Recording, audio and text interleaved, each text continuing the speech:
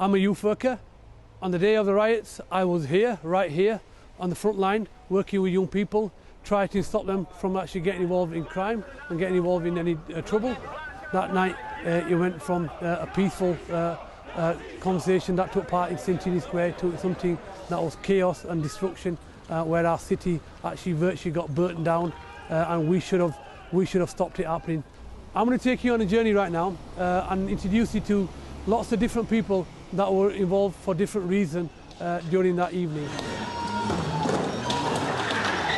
First up, I'm going to introduce you to Ali. He was actually sent down to prison for 12 months. Ali, tell me your story. I came from a very working class family. Mum didn't work and Dad was a textile worker. I had a brilliant upbringing. We never had anything to do with the police before the riots. That day I was angry that this racist party had been able to come into our city, that they were even allowed to come in. I totally regret what happened in the riots, what happened to the police, what happened to our city. We're still recovering from it. I wish I could turn back time and not be involved. But on that night, people like myself and Arshad Javed told young people to stay away, but it was too little, too late. Bottles were being thrown, and this kind of like a standoff. It was a terrible mistake. It was a huge overreaction on the part of the Asian youth. We were in agreement that they should demonstrate against BNP and the National Front coming to the city. There was nothing wrong with that. But then the way things escalated, they ended up stopping the whole of the white community coming into Bradford. So our businesses on these streets, on Oak Lane, on Leeds Road, suffered in a big way because the white patrons who used to come to the restaurants, used to come to the shops, they stopped coming because there was an atmosphere of fright and people were worried that they may not be safe in Bradford. During and after the riots, there were people trying to ensure communities did feel safe. Elizabeth lives in Manningham. With the help of some Pakistani women in her neighbourhood, she co-founded the SAFE project. It became known as the Mums Army. There are a lot of upset families because they didn't know what had happened, they didn't understand why it had happened, they didn't understand why lads who everybody thought were never going to put a foot wrong got drawn into it, and it got the women all working together. They wanted to do something about it, to make something positive out of it.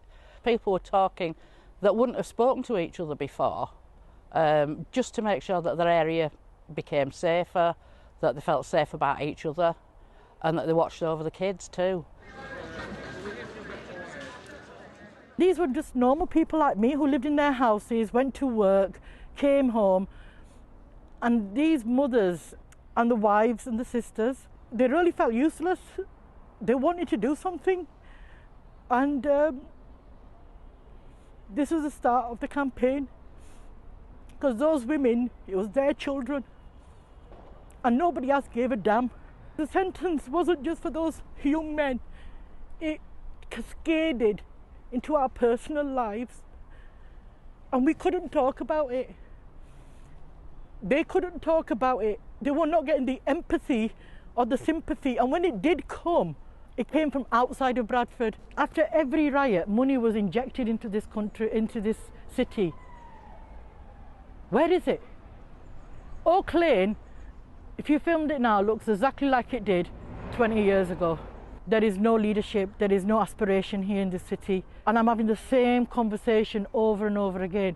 Why haven't we moved forward? Come on, point. That's it. End of my journey. 20 years ago, I was a youth worker. 20 years later, I'm still a youth worker. I bought this place 7 years ago so young people could stay safe and off the streets. So hopefully we don't see anything like what happened that night 20 years ago.